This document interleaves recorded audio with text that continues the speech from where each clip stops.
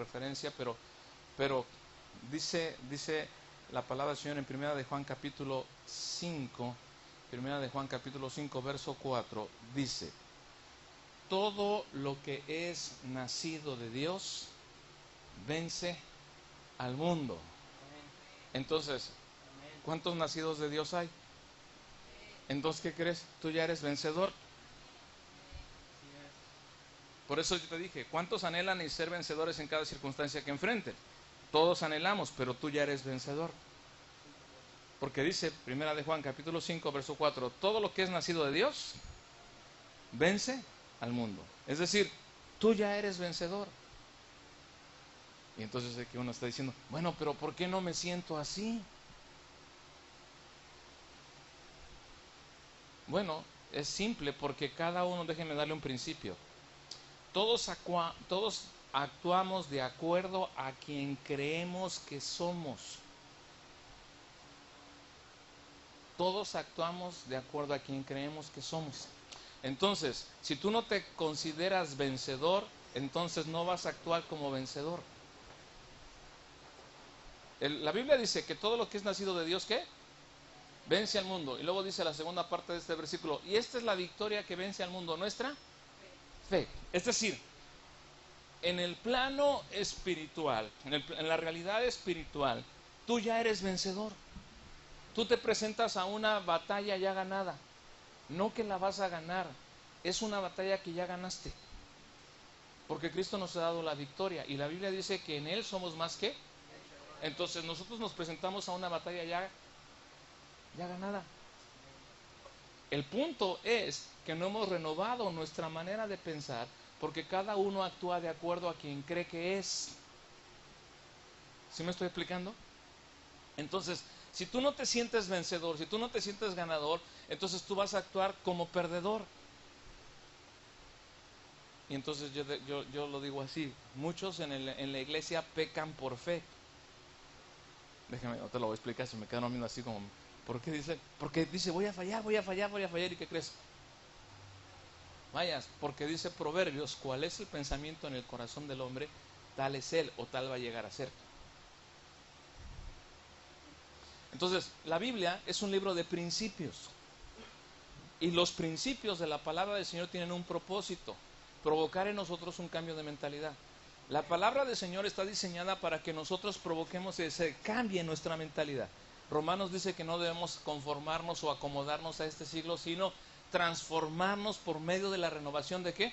De nuestro entendimiento. Si tu entendimiento, tu mente no es cambiada, entonces de nada sirve que, por así decirlo, que pases mucho tiempo. Nos volvemos, déjenme usar una palabra que no me gusta, pero nos volvemos religiosos. Y hacemos del Evangelio una religión. Y el Evangelio no es una religión. El Evangelio es poder de Dios para salvación, que es una relación con Cristo. Yo me relaciono con Cristo para que Él cambie mi vida, pero también me ayude a cambiar. ¿Y dónde empieza el cambio? Bueno, obviamente nuestro corazón, ¿verdad? Pero la renovación de nuestro entendimiento empieza aquí. Entonces nosotros tenemos que renovarnos y transformarnos. Entonces lo que hace la palabra de Dios es provocar en nosotros un cambio de mentalidad. Una vez que provoca un cambio de mentalidad, entonces va a provocar un cambio de actitud. ¿Qué significa eso? No niego el problema. El problema existe, pero por encima del problema está Dios. Está su palabra, está su promesa. Y cuando eso provoca un cambio de actitud, entonces va a provocar un cambio de conducta. ¿Sí me estoy explicando, mis amados? Entonces, no niego el problema, no niego la enfermedad, pero por encima del problema, por encima de la enfermedad, Dios es más grande. Entonces, mi fe, por eso te dije, todo lo que es nacido de Dios, vence ¿qué? Al mundo. Y esta es la victoria que vence al mundo, nuestra fe. Entonces, tu fe es la que va a ser ejercitada. Y cada vez que tú enfrentas un problema, es que porque Dios ya llegó al punto de sacarte de tu comodidad y te está diciendo, va a cambiar un ciclo. El punto es que nosotros no vemos el problema como, o la crisis como oportunidad, sino la vemos como derrota. Pero la crisis es la oportunidad de Dios para inquietar tu corazón para algo más grande. Pero cuando viene la crisis, yo no reacciono favorablemente, sino me enoja. ¿A poco no? Y luego alguien de afuera llega y te dice, oye, pero sí, y en lugar de darle gracias por el consejo, te molesta. Y le dices, como si fuera tan fácil, ¿verdad? Porque tú no estás en mis zapatos, porque tú no vives con él, porque tú no vives con ella. ¿Verdad? Y entonces tenemos conflictos. Pero la crisis es la oportunidad de Dios para inquietar nuestro corazón para algo más grande. El punto es que nosotros no vemos así. Entonces, por eso le dije que todos actuamos de acuerdo a quien creemos que somos. No hay transformación en mi vida si no existen principios en mi vida. Y no hay transformación si no aplico los principios en mi vida. La Biblia dice, todo lo que es nacido de Dios es un vencedor. Nuestro testimonio es la fe, es nuestro testimonio. Entonces, ¿cuántos enfrentamos conflictos? Ok, bueno, tengo noticias para ti. El conflicto no es contigo, el conflicto es con tu fe. Santiago, vamos a Santiago, por favor. Santiago capítulo 1. Le voy a dar 3 citas nada más y nos vamos a quedar con la última. Santiago capítulo 1, verso 2. Le voy a leer la versión internacional, la versión de las Américas. ¿Está ahí? Santiago capítulo 1, verso 2. Dice: tened por sumo gozo, hermanos míos, cuando os halléis en diversas pruebas. Es decir, ¿qué te está diciendo? Gózate cuando enfrentas la prueba. Nadie se goza cuando enfrenta la prueba. Déjame decirte algo, espero que no me lo tomes a mal. El 95% de nuestros problemas son producto de malas decisiones.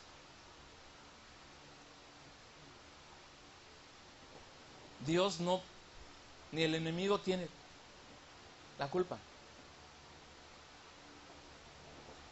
Son producto de nuestras malas decisiones. Algo que se nos olvida a nosotros como creyentes es que Dios nos ha dado la libertad, una libertad impresionante. Pero mira, cuando alguien está enamorado, dejemos usar esa palabra, y llegas a tu casa con él o con ella, y tu mamá te dice, oye, pero es que no te conviene, ¿verdad? ¿Y tú qué le dices? Ay, mamá,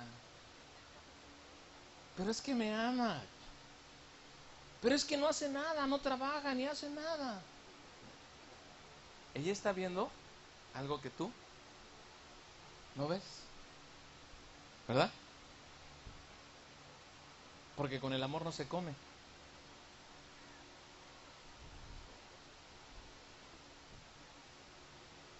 Y tu mala decisión te metió en un problema.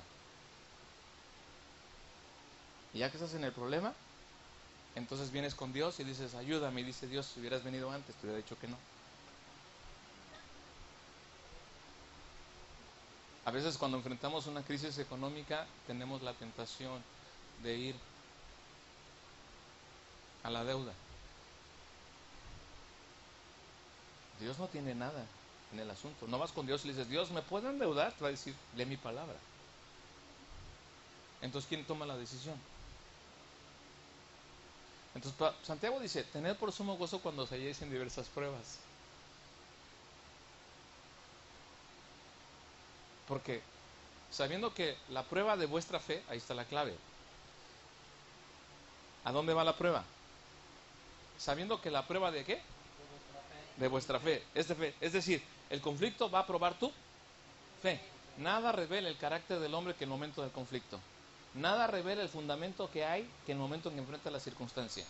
Tú puedes decir aquí, puedes cantar y puedes decir muchas cosas, pero cuando enfrentas el conflicto, entonces va a revelar la clase de fundamento y la clase de fuerza interior que tú tienes dentro, la clase de relación que tienes con Cristo. O saltas a fe y en fe y buscas a Dios, o te enojas y reniegas y dices, Dios ya trae conmigo.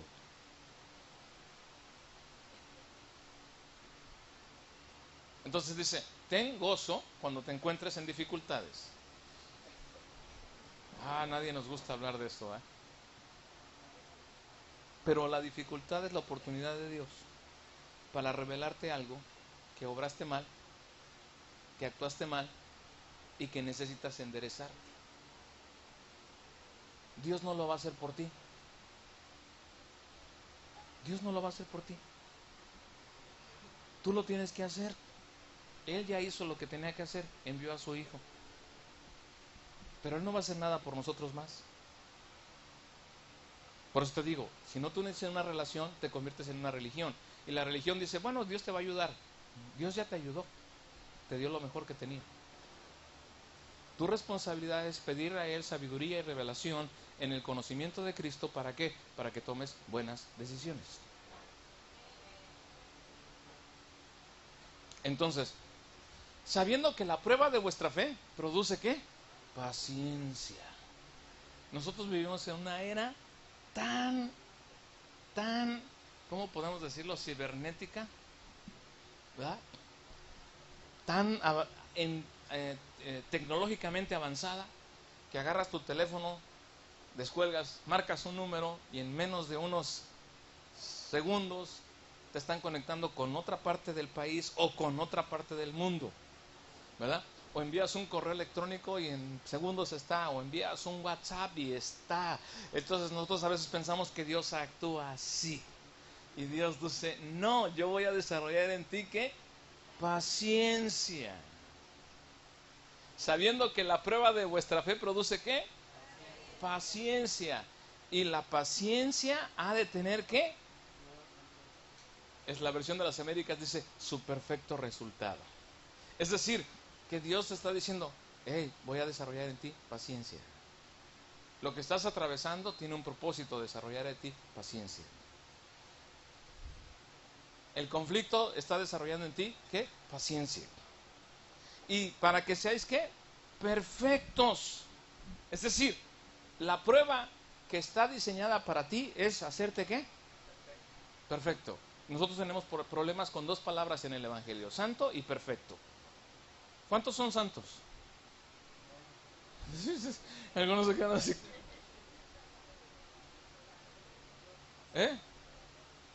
Todos somos santos. Todo lo que es nacido de Dios es santo. ¿Ves? Cada uno actúa de acuerdo a quien cree que es. ¿Cuántos son perfectos? Y no ven ustedes, ¿por qué? Porque dicen, no, yo no soy perfecto, tengo muchos errores. No, tú ya eres perfecto. Desde el punto de vista divino ya eres perfecto. Pero tu mente tiene que ser renovada para que vayas puliendo todos esos errores, todas esas cosas que te están quitando. Por eso vienen ¿qué? Las dificultades, las pruebas. Porque las pruebas desarrollan paciencia. Y la paciencia de tener su perfecto resultado para que seas perfecto y estés completo. Sin que te falte nada. Entonces, mira, te va a romper un paradigma. Yo sé que sí, venimos a adorar a Dios, a alabar al Señor, darle gracias a Él por todo lo que hizo. Pero cuando tú llegas a este lugar, tú vienes a ser entrenado y equipado con una palabra que va a transformar tu vida, que va a transformar tu espíritu, para que cuando tú salgas allá afuera, seas victorioso.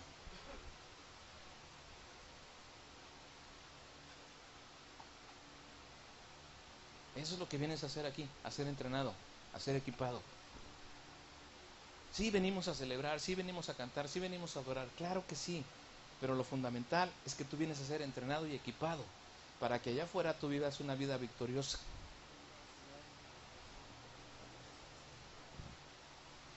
Todo esto es una base para decirles lo que voy a predicar. Tú no empiezas a predicar.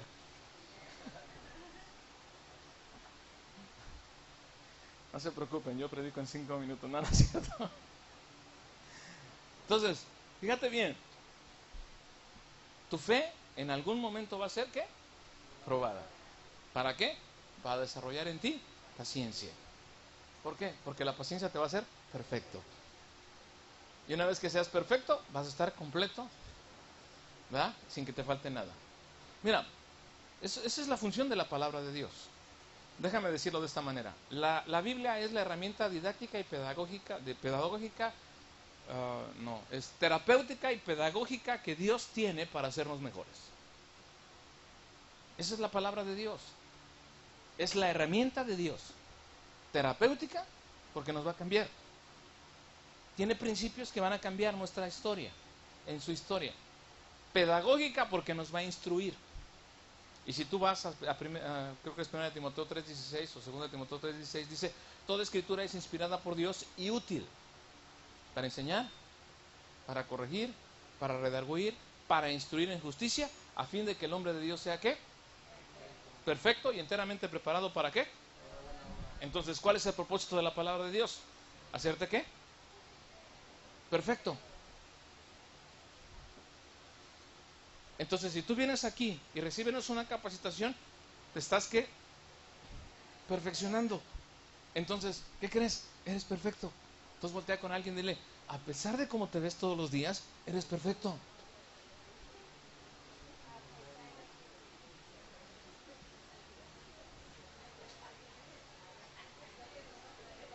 ¿Te das cuenta?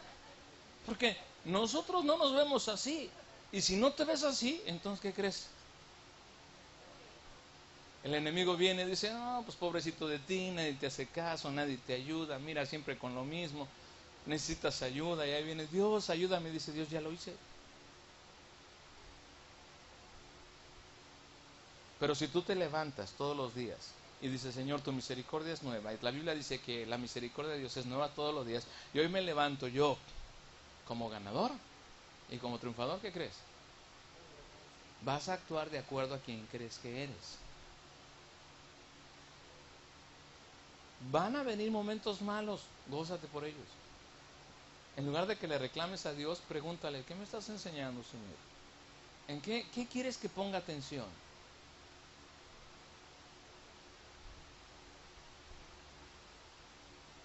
Mira, hace muchos años aprendí una frase de Henry Ford que dice,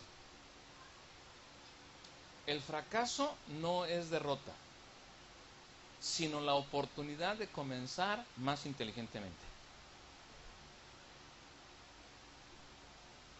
Te la repito, el fracaso no es derrota, sino la oportunidad de comenzar más inteligentemente. Yo no sé si él leía la Biblia, pero la Biblia dice que cada día la misericordia de Dios es nueva y nos da la oportunidad de comenzar. Si me equivoqué ayer, hoy no me puedo equivocar. Y si me equivoco hoy, mañana tengo que ser mejor. ¿Por qué? Porque cada día tengo que estar creciendo. Entonces, yo le decía que la prueba que estás enfrentando no es una prueba que Dios la traiga contigo, es una prueba de fe. Ahora, ¿quién es el padre de la fe que nos puede enseñar cómo salir adelante? Según la Biblia, Abraham. Abraham es el padre de la, es conocido como el padre de la fe. Entonces vamos ahí, ¿les parece bien? Génesis capítulo 22.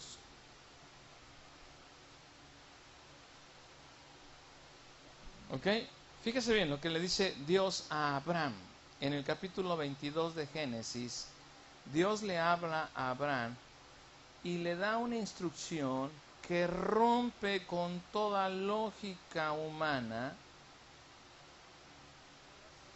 ¿Verdad? Fíjate bien lo que dice. Aconteció, ¿ve? Ya estás ahí en el capítulo 22. Aconteció de estas cosas que, ¿qué? Que probó Dios, ¿qué? A ver, déjame decirle. Entonces yo le añadiría así, esas sí, son itálicas mías. Probó la fe de Abraham. ¿Por qué? Porque la instrucción que Dios le da a Abraham rompe con todo lo que Dios le había dicho. Dios le dio a Abraham una promesa. Cuando tenía 70 años de edad le dice, Abraham, sal de tu tierra y de tu parentela y voy a hacer de ti una gran nación. Es decir, inicia de cero, Abraham, a los 70 años. Si yo le hubiéramos dicho, no, Señor, gracias, ya estoy viejo. Pero Dios le dice a Abraham, a los 70 años, inicia. Entonces Abraham llega y le dice a su esposa, vámonos. ¿A dónde? No sé, pero Dios me habló, vámonos. Porque dice, a la tierra que yo te voy a dar y voy a hacer de ti una gran nación. Entonces imagínate un hombre de 70 años diciéndole a su esposa, vamos a iniciar de nuevo. Cuando ya tenemos casa, cuando ya tenemos todo, vamos a iniciar de nuevo. Y aparte de eso, Dios nos va a dar un hijo. ¿Estás loco? Le dirían. ¿A poco no? Por eso es fe. Porque la fe siempre va a ir en contra de toda lógica. La fe inicia donde tu razón termina. Tu razón dice no se puede, la fe dice sí. Tu razón dice es imposible, Dios dice sí puedes. Entonces fíjate, probó la fe. Yo le dije, son itálicas mías, ya le dije. Y él respondió, heme aquí. Y dijo, toma a tu hijo, a tu único hijo, a Isaac, a quien amas. Fíjate bien. Déjame regresar un poquito. 70 años, la historia sale de su tierra, de su parentela. 30 años después, es decir, durante 30 años, lo mantuvo con una expectativa de una promesa. A los 99 años, le dice, Abraham estaba tan deprimido un día, que le dijo, uy, mi siervo va a heredar. Y entonces Dios le dice, ve las estrellas de los cielos. ¿Las puedes contar? Así será tu descendencia. Y ahí pacta Dios con Abraham y le dice, de aquí a un año vas a tener un hijo. Entonces él tenía 99 y Sara tenía 89. Y después, al siguiente año, nace Isaac. Nace Isaac, teniendo ya, imagínate, tú y yo diríamos a los 100 años es imposible, ¿verdad? Pero para Dios no hay nada. Para Dios es ¿qué? Todo posible. Entonces, Abraham tenía 99 y Sara 89. Al año siguiente Abraham tendría 100 y Sara tendría 90 cuando nació Isaac. ¿Verdad? ¿Para qué produce un hijo en la vejez? No me diga que problemas, ¿eh? ¿Eh? Regocijo, no te rejuvenece. Un hijo te rejuvenece. ¿Has visto cuando los abuelos llegan con los nietos? ¿Verdad? Está el abuelito, ay, me duele todo, pero llega el nieto y lo revoluciona y no le duele nada. Anda tras él, anda feliz, lo carga, no puede ni cargar, pero dice, yo lo cargo. ¿Por qué? Porque nos rejuvenece. Entonces imagínate a Abraham ahora con su hijo. Y Dios le da esta instrucción. Fíjate bien la instrucción. Rompe con todo lo que Dios le había dicho. Le dice, Abraham, sal. Dice, ve aquí, dice, toma a tu hijo, a tu único hijo Isaac, a quien amas, ve. A quien amas. Y ve los adjetivos que usa la Biblia. Vete a la tierra de Moriah y ofrécelo ahí en holocausto en uno de los montes que yo te diré. Es decir, toma a quien amas y ve y mátalo. Tú y yo hubieran dicho, no, estás loco, Dios. ¿Verdad que sí? Entonces, o dirías, no, Dios no me está hablando. O cuando Dios te dice, hey, yo te quiero bendecir, saca todo lo que traes y quiero que tú... No, ahí estamos, ¿verdad? Deja darte pautas para vencer. Número 1, toda promesa siempre va a ser probada.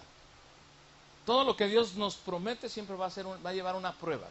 2, camina en obediencia a pesar de lo ilógico que parece la instrucción.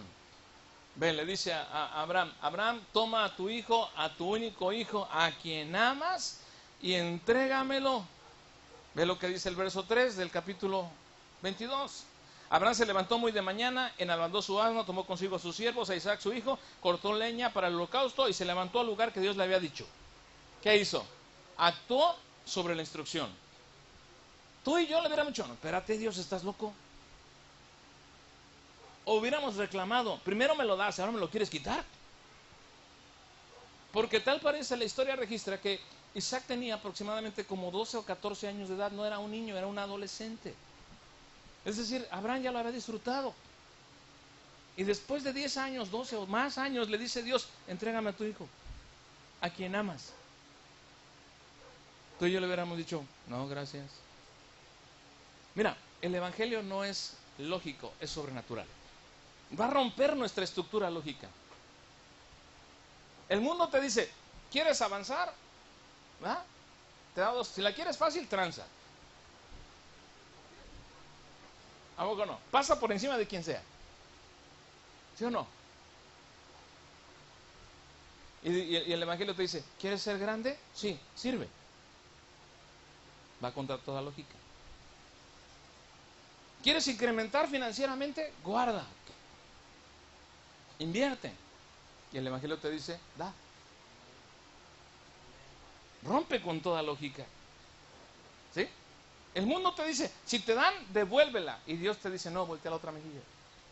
El mundo te dice, si te maldicen, maldice. Y Dios te dice, bendice a los que te maldicen. ¿Es lógico? ¿Verdad que no es lógico? Es sobrenatural. Eso es algo sobrenatural. Pero cuando tú llegas al Evangelio, entonces, ¿sabes qué? Cristo nos hace nuevos. Y como nos ha hecho nuevos, puso dentro de nosotros su ADN, su genética. Y entonces para nosotros los principios que son antinaturales para el mundo, para nosotros son naturales. Porque la persona de Cristo está en nosotros. Por eso nosotros somos más que vencedores. Por eso nosotros que hemos nacido de Dios ya vencimos. No que vamos a vencer, ya hemos vencido. Pero tengo que aprender a caminar a pesar de lo ilógico que parece la instrucción. Si la Biblia me dice perdona, entonces yo no me pongo a cuestionar si lo merece o no lo merece. Yo perdono, yo suelto. Si la Biblia me dice bendice, yo tengo que bendecir. Pero ¿sabe cuál es el problema en la iglesia? En la iglesia hay mucha maldición en lugar de bendición. Ya se me quedaron viendo así como, ¿cómo está diciendo el pastor? La palabra maldición significa decir mal.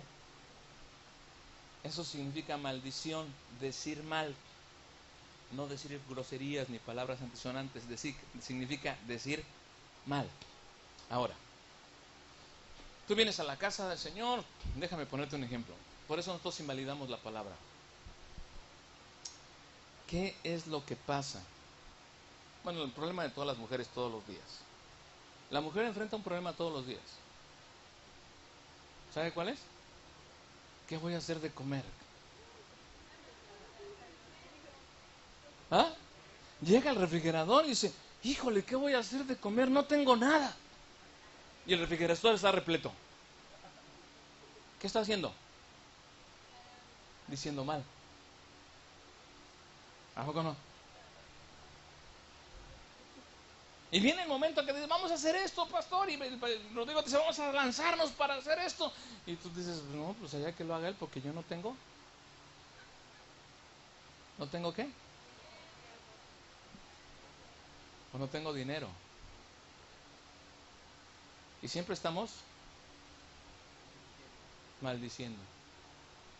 Invalidamos la palabra. Vienes aquí, te damos una palabra de fe, inyectamos tu fe, oramos por ti. Pero tú invalidas la palabra cuando sales y maldices. No es Dios, eres tú. ¿Por qué? Porque cada uno actúa de acuerdo a quien cree que es. No, está bien así, está bien así. Te voy a poner un ejemplo. Imagínate, yo una vez fui a un lugar, una mujer se me acercó, pastor, ore por mí, por mi esposo, mi matrimonio. Ok, vamos a orar. ¿Qué tienes? Mi esposo tiene problemas con alcohol. Ok, oramos, lo declaramos la palabra, lo declaramos sano, lo declaramos sano. Es más, le decimos, ¿sabes qué? Tu esposo va a ser un pastor, va a hacer algo impresionante para la obra de Dios. La mujer se va feliz. ¿Ah? Pero llega a su casa y al momento que va a meter la llave a la puerta, escucha una canción de Vicente Fernández. Entonces su instinto dice, algo está mal. ¿Ah? Y abre la puerta, y cuando abre la puerta ve a un hombre sentado en la mesa con media botella de tequila hacia abajo. ¿Qué es lo primero que sale de sus labios? ¿Eres tú nunca vas? ¿Qué hizo? Anuló la palabra que le fue dada. ¿Qué pasa cuando entras al campo minado de tus hijos, que es su recámara? ¿Qué le dices? Eres un desordenado, cochino. ¿Y qué estás haciendo? Y luego vienes, pastor, ore por mi hijo, no sé qué le pasa. ¿Se da cuenta cómo hay tanta maldición en la iglesia? En cambio, la palabra bendición es buen decir. Si nosotros no renovamos nuestra manera de pensar, estamos maldiciendo, no bendiciendo. Y aunque vengamos a la iglesia y aquí cantamos y oremos por nosotros, nos volvemos religiosos. El evangelio no es una religión, el evangelio es una relación personal con Cristo todos los días, que me lleva a mí a vivir una vida diferente. Es más, la iglesia puede evangelizar sin decir una sola palabra. Tú puedes evangelizar en tu lugar sin decir una sola palabra. Oye, ¿por qué no criticas por qué te llegas más temprano? ¿Por qué te vas más tarde? ¿Sabe qué? Se nos olvida que todo lo que hacemos en esta tierra, dice la Escritura, todo lo que hacéis de hecho o de palabra, hacedlo para Dios. Tu trabajo es para Dios. Y Dios utiliza eso para mantenerte o darte tu sustento económico. No es para la empresa, es para... Pero como algunos dicen, bueno, yo como medio trabajo porque medio me pagan, rompe un paradigma. De veras, los cristianos deberíamos ser las personas más responsables y eficientes. Los que se deberían de pelear por tener un cristiano en su empresa, porque tu empresa sobrevive, porque esa empresa sobrevive porque tú estás ahí. Pero como nos han enseñado mal, pero eso es otro tema. Volvamos a lo que estamos hablando. Entonces le dice, entrégame a tu hijo. ¿Y qué hizo Abraham? A otra se levantó temprano, cortó leña, tomó los asnos y caminó. Entonces, camina a pesar de lo ilógico que sea la instrucción. ¿Verdad? Mira, hay un tiempo donde nosotros tenemos que aprender a caminar por fe y no por vista. Porque cada uno vive al nivel que ve. Por eso tiene más éxito el talento en la iglesia que la ofrenda.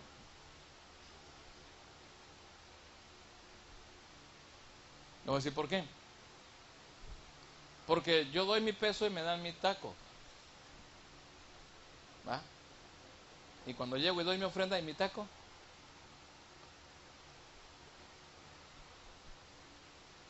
cada uno vive al nivel que ve. Si tú no ves lo sobrenatural, ¿qué vas a ver?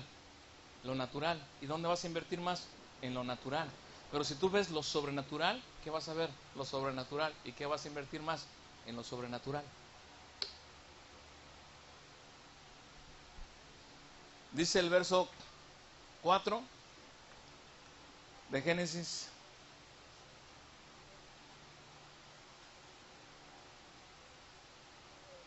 Dice que al tercer día de camino alzó sus ojos y ¿qué? Y vio. ¿Va? Vio el monte. ¿No? Abraham vio algo que ni sus criados ni Isaac vio. ¿Sabe cuál es el asunto cuando nosotros enfrentamos un problema? Que nos encerramos en el problema. Nos enfrascamos en la circunstancia, nos enfrascamos en el problema. Y una vez que estamos enfrascados en el problema, nuestros ojos están ahí. Y entonces cuando alguien viene de afuera y nos dice que la solución es fácil, en lugar de agradecerle nos enojamos. ¿Verdad que sí? Cuando tú estás en el problema, levanta tu vista por encima del problema, porque Dios es más grande que el problema. Cuando tú estás en el conflicto, levanta tu vista por encima del conflicto, porque Dios es más grande que el conflicto. No importa lo que estés atravesando, Dios siempre va a ser más grande. Pero ¿qué tenemos que hacer? Levantar la vista. Si tú mantienes tu vista enfocada en el problema, entonces tú vas a tener un problema muy fuerte. Y te va a meter en una dinámica nociva y depresiva. 2009 estábamos nosotros en Cancún, mi esposa y yo estábamos de vacaciones. Antes de que terminara la semana de vacaciones, yo noté algo en su cuerpo y ella me decía, digo, ¿qué es esto?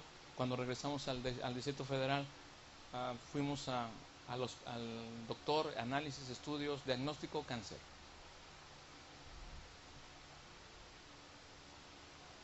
Cuando fuimos con la doctora, la ginecóloga, que nos iba a mandar nos mandó con la especialista, y llegamos con la oncóloga, y la oncóloga empezó a ver los análisis de mi esposa y le empezó a decir, usted tiene esto y esto, le va a pasar esto, y en ese momento, cuando ella estaba diciendo eso, el Espíritu Santo vino sobre la vida de mi esposa y le dijo, no la escuches a ella, yo soy quien tengo tu vida en mis manos. ¿Qué hizo? Levantó su vista por encima de la circunstancia. Dice mi esposa, yo ni me acuerdo lo que me dijo la doctora, ni lo que me iba a pasar, ni lo que iba a suceder. Simplemente me aferré a la palabra que Dios me dijo, que Dios tenía mi vida en sus manos. Y mi esposa está sana. Pero ¿cuál es el problema? Cuando estamos en el conflicto, nuestros ojos, ¿dónde se enfocan? En el conflicto. Levántalos. Levanta tu vista por encima del conflicto, porque Dios es más grande que tu problema. Por eso te digo, cada uno vive al nivel que ve. Camina, hermano, arriba. Levanta tu vista por encima de la circunstancia, porque si tú ves tu circunstancia, eso te va a debilitar y te va a hacer dudar. Pero si ves la palabra de Dios, si ves la promesa de Dios, eso va a levantar tu vista.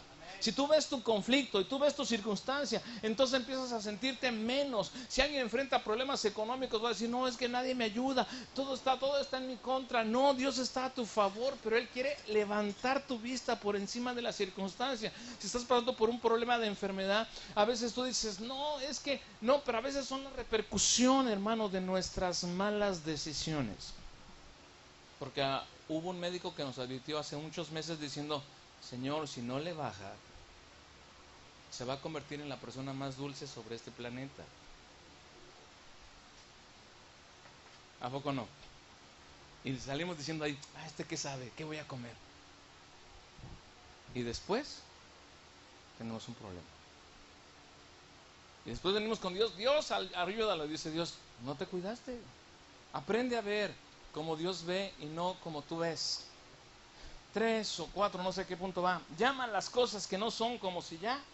Dice la historia. Volvamos a Génesis. Dice el capítulo, me parece que es el verso 5 o el 4. Dice, cuando Abraham vio el monte, levantó su vista y vio. Y después les dijo a sus criados, ustedes quédense aquí. El muchacho y yo iremos, adoraremos y volveremos. ¿Cuál era la instrucción? Llévalo al monte y mátalo. Pero él declaró una palabra en fe. Él habló las cosas que no son como si ya fuesen. Él dijo, yo no sé, este no es mi problema, es un problema de Dios. Lo que yo sí sé es que yo subo con Isaac y bajo con Isaac, porque si Dios me lo dio, Él no va a mentir a su palabra, ni Él no va a mentir a su promesa, porque Dios no es hombre para que mienta, ni hijo de hombre para que se arrepiente. Entonces, dice, ustedes quédense aquí, el muchacho y yo, ¿qué? Iremos, subiremos, adoraremos y volveremos. Por eso te decía que en la iglesia hay mucha maldición. Porque cuando enfrentamos el conflicto, en lugar de declarar la palabra sobre la circunstancia, ¿qué hacemos? ¿Qué hacemos? Maldecimos por lo que vemos. ¿Ok? Llama las cosas como no son, como si ya fueran. Entonces, esto es algo importante. Porque si no actuamos de la manera en que Dios nos dice que actuemos, vamos a estar enfrescados en los conflictos. Ahora, tengo noticias para ti. Jesús dijo que es imposible que no tuviéramos tropiezos en este mundo, ¿no? Dijo, en este mundo tendréis ¿qué? Pero confiad, ¿yo he qué? Entonces tú y yo somos más que vencedores. Tú pero dices, ¿por qué no me siento vencedor? Porque no te ves como vencedor. Porque no caminas como vencedor.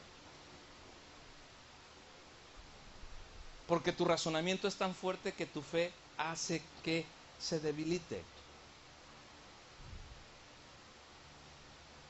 Entonces, Dios le habla a Abraham y entonces él va y suelta las palabras diciendo, él y yo iremos, adoraremos y volveremos. Entonces deja sus credos ahí y hace una declaración de fe, no mirando sus circunstancias, sino mirando la promesa de Dios. ¿Vamos bien hasta ahí? Verso 6. Tomó Abraham la leña del holocausto y la puso sobre Isaac, su hijo, y él tomó la mano en el fuego y el cuchillo, y ambos fueron juntos.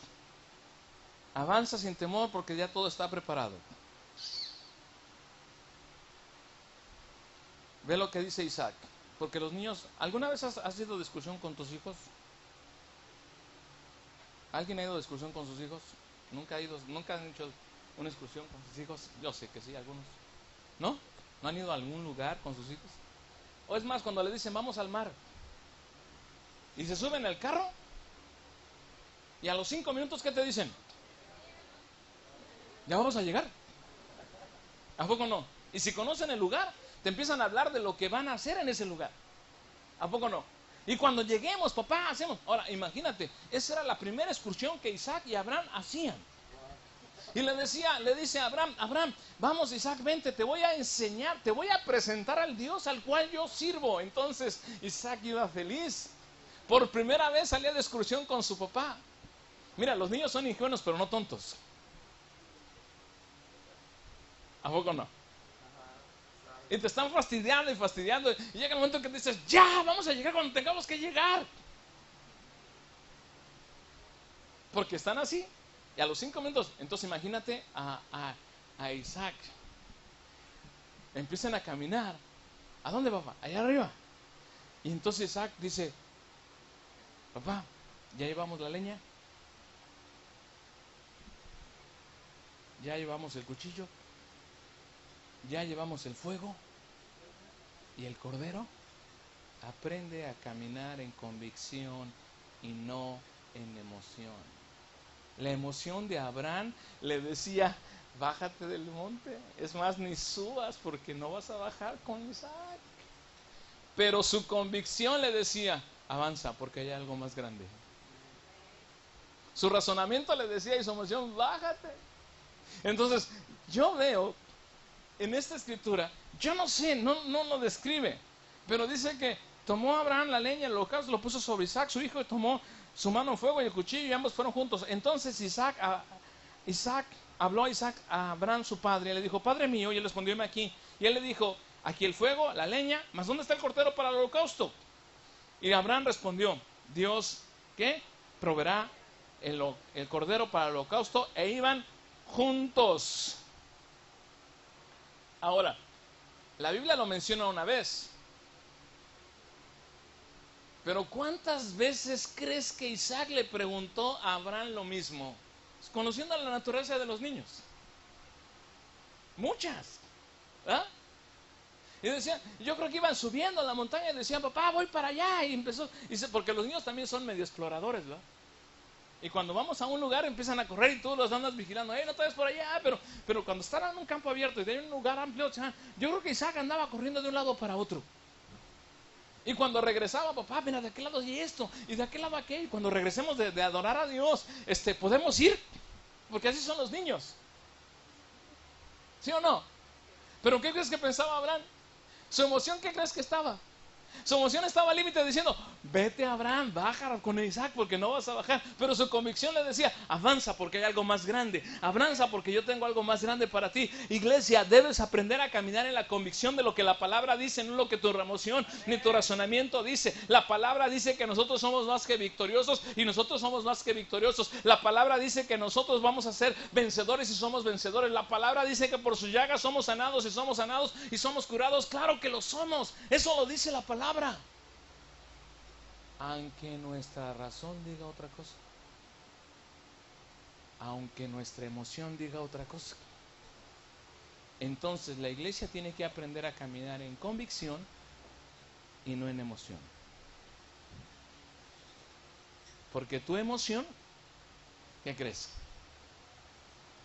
Te va a ganar. Entonces, para ello tú tienes que aprender. Tú tienes que aprender a vivir con tus sentidos espirituales abiertos. Y la única manera de vivir con los sentidos espirituales abiertos es incrementando nuestra relación personal con Cristo. Dios nos llamó a una relación con Él. Cuando nosotros tenemos relación con Cristo, tenemos revelación de su palabra. La palabra nos es revelada. Se corre el velo. Si la palabra no te es revelada, es porque no hay relación. Por eso te dije, de nada nos sirve venir y no aplicar los principios. De nada le sirve a una persona estudiar una carrera, sea cual sea, y colgar su título y no ejercerlo. Es pérdida de tiempo. De nada le sirve. ¿No? Yo me imagino a Abraham tenemos que aprender a caminar en convicción y no en emoción. Déjame decirte esto. Nunca tomes decisiones basadas en tus emociones, sino en tus convicciones. Espera pacientemente, pues recuerda que la paciencia ha de tener su perfecto resultado. Por eso en los matrimonios, cuando hay un problema, no debes abrir tu boca. ¿Ha oído esa palabra que dice Pablo, airaos pero no pequéis? La palabra airaos, cuando tú la buscas en un diccionario, puede decir enojarse, ¿verdad? Pero si tú buscas lo que significa airaos, en el original me parece que significa sal a tomar aire. Entonces, antes de que tú vayas a decir algo de lo cual te vayas a arrepentir, sal y toma aire. Nunca tomes decisiones basadas en la emoción, siempre en la convicción.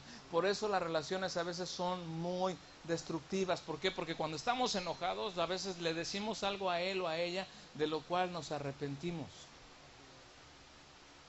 ¿Pero qué crees? Ya lo dijimos. ¿Y sabe cuál es el problema del hombre? Que se engancha en las palabras con la mujer.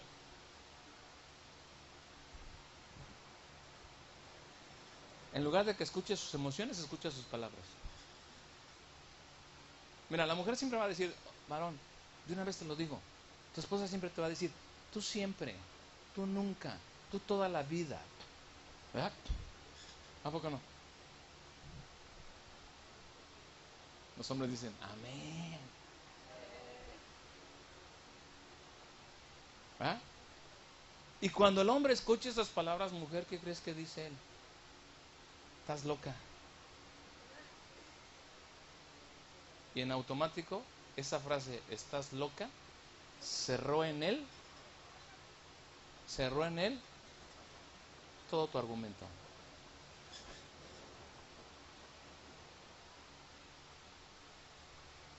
Por más que tú le patalees, por más que tú le digas, él te va a decir, estás loca. Por eso Pedro dice, aprende a vivir con ella sabiamente.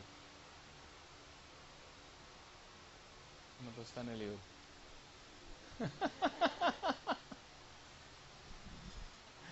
¿Sí me estoy explicando?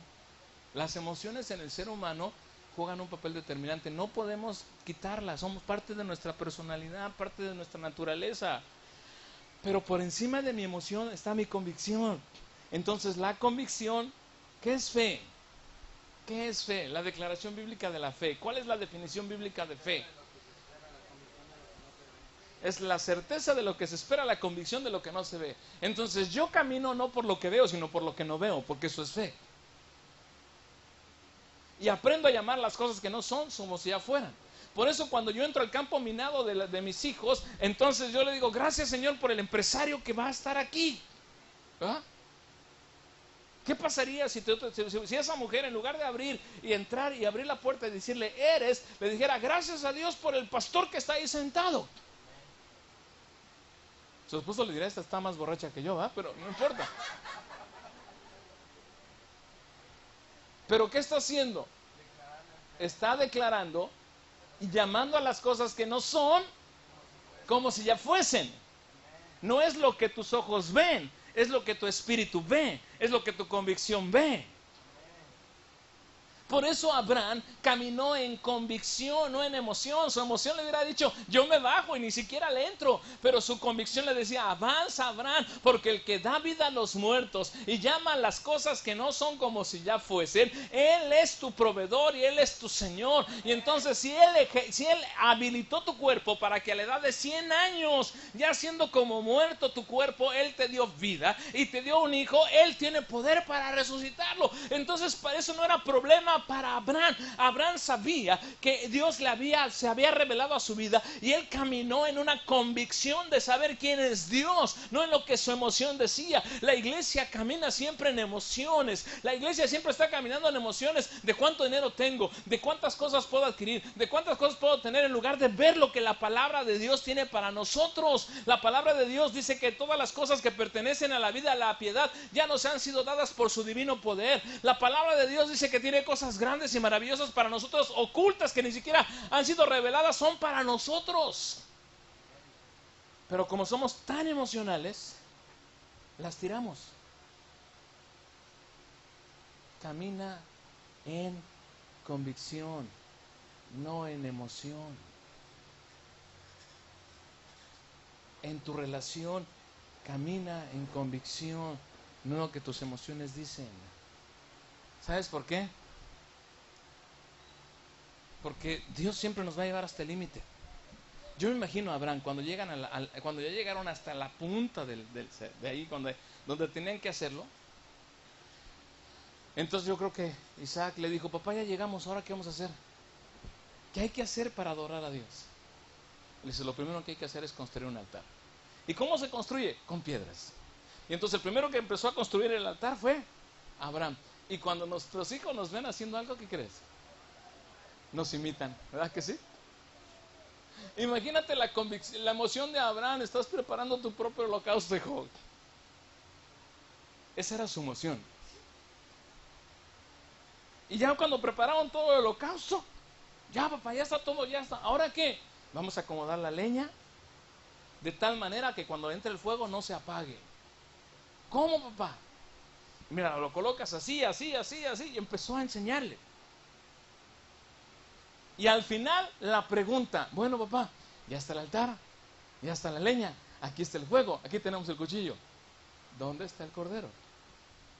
Dios es un Dios extremo que siempre nos va a llevar al límite.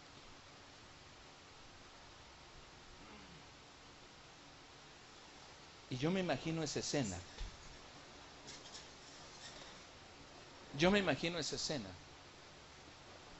Que Abraham agarrando a Isaac. Cuando Isaac le dice, papá, ¿dónde está el cordero?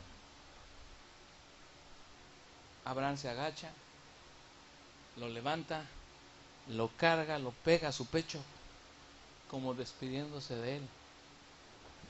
Y luego lo pone encima del altar. Y lo empieza a amarrar. Y ahora cambio la escena. Imagínate a Isaac diciéndole, papá, yo soy el cordero. Papá, no que tú me amabas y que me habías dicho que yo era la persona más importante sobre esta tierra, que sobre mí había un futuro glorioso. Papá, ¿no me dijiste que mi destino era maravilloso y glorioso? Yo soy el cordero, papá. Imagínate la emoción de Abraham. Tú y yo le hubiéramos tratado de salir corriendo de ahí. Pero la convicción decía, avanza porque hay algo más grande. Avanza porque te voy a enseñar que hay algo más grande. Dios siempre nos va a llevar al extremo en las circunstancias. Hermano, cuando está más negra la situación, es cuando estamos a punto de salir, porque así es la naturaleza. El punto más negro de la noche es cuando va a amanecer, y muchos no aguantan la presión, están a un puntito así de salir, pero como ya va a amanecer, entonces reniegan y dicen, no, maldicen y se dan media vuelta, y Dios dice, no entendiste, estabas así de salir, pero no entendiste, vuelves a empezar. Y yo me imagino que una vez se haya amarrado a Isaac y Abraham volteando para la derecha y para la izquierda y no viendo nada. Porque Dios lo llevó al extremo. Eso dice la Escritura. Cuando levantó su mano. ¿O no? ¿Eso dice la Escritura? Cuando ya estaba a punto de levantar su mano, cuando él dice, pues yo no sé, si tú me lo pides yo te lo voy a dar. Y cuando levantó su mano, entonces el Señor, la voz del cielo, que dijo, detente, Abraham. Dios siempre nos va a llevar al extremo, mis amados, para ver dónde está nuestro fundamento. Si caminamos por fe o caminamos por vista, si caminamos en lo que nosotros queremos o en lo que Él anhela para nosotros. Hermano, pero si nosotros no aprendemos a hacerlo. Y ven la victoria de Abraham que está en el verso 15 al 18. Y llamó el ángel de Jehová a Abraham por segunda vez del cielo diciendo, por mí mismo he jurado, dice Jehová, por cuanto has hecho esto y no me has rehusado a tu hijo, tu único hijo, de cierto que te bendeciré y multiplicaré tu descendencia como las estrellas de los cielos y como la arena del mar que está en las orillas del mar, y tu descendencia ¿qué? Poseerá las puertas de sus enemigos. ¿Y tu simiente qué? En tu simiente serán ¿qué? Benditas todas las naciones de la tierra. Y esa bendición nos ha alcanzado hoy a nosotros a través de Cristo. ¿Dónde está la clave? En saber quién soy. Abraham estaba seguro que Dios lo había llamado. Y Dios te ha llamado a ti para cosas grandes. Dios te ha insertado a ti en esta congregación para cosas extraordinarias. Dios te trajo aquí con un propósito muy específico. No te trajo aquí para entretenerte el domingo. No te trajo aquí para hacer un lugar más. Te trajo aquí para capacitarte, para que cuando tú salgas seas victorioso en cada área que tú enfrentes, en cada problema que tú enfrentes. Para eso te trajo aquí. ¿Dónde está el punto? ¿Dónde está la clave? En entender quién soy.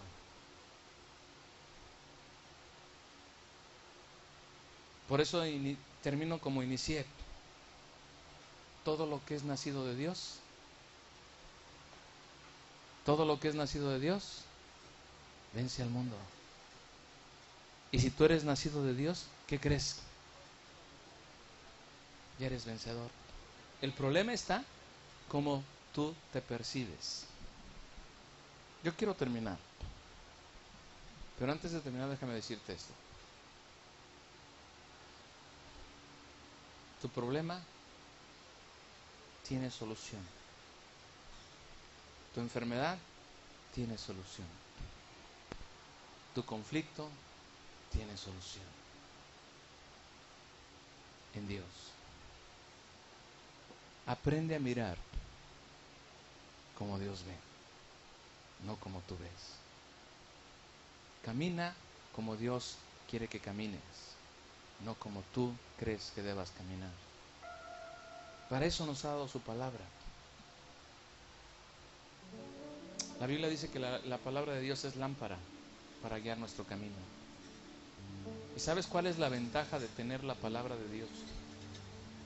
Que cuando leemos la palabra de Dios tenemos al autor a un lado, que se llama Espíritu Santo, que inspiró la palabra. Y si no le entiendo, le digo, Espíritu Santo, revélame tu palabra. No hay nada, hermano, oculto. Solamente la relación con el Espíritu Santo para que Él nos diga, es así. Y te revele, te corre el velo de la Escritura y tú puedas entender lo que tiene para ti. Yo no sé lo que estás enfrentando. Yo no lo sé. Pero lo que yo sí sé es lo que la Biblia dice. Y la Biblia dice que cuando Jesús fue, dice que una vez, Filipenses dice que fue llevado y dice Dios lo exaltó hasta lo sumo. Eso dice Filipenses.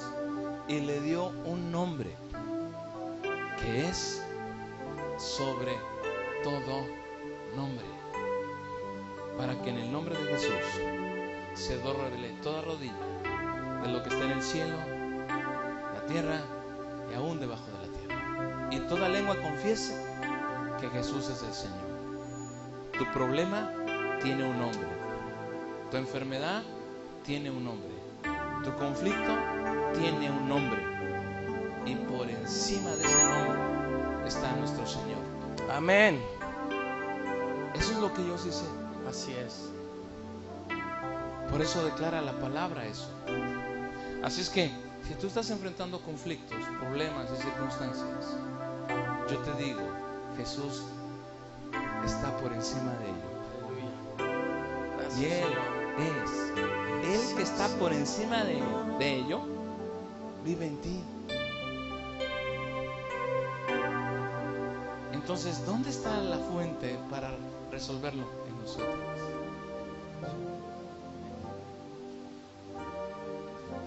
Póngase de pie, yo quiero terminar.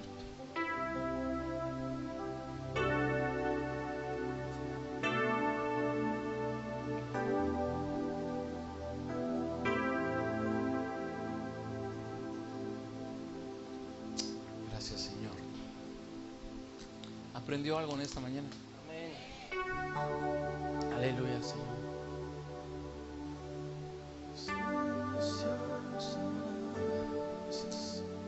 Yo te dije hace un momento que yo no sé cuál es tu problema, pero yo sí sé que en Cristo hay solución a los problemas. Yo no sé cuál es tu circunstancia, pero yo sí sé que en Dios hay solución para cualquier circunstancia. Señor, gracias, papá. Es que si tú estás enfrentando un problema, una crisis,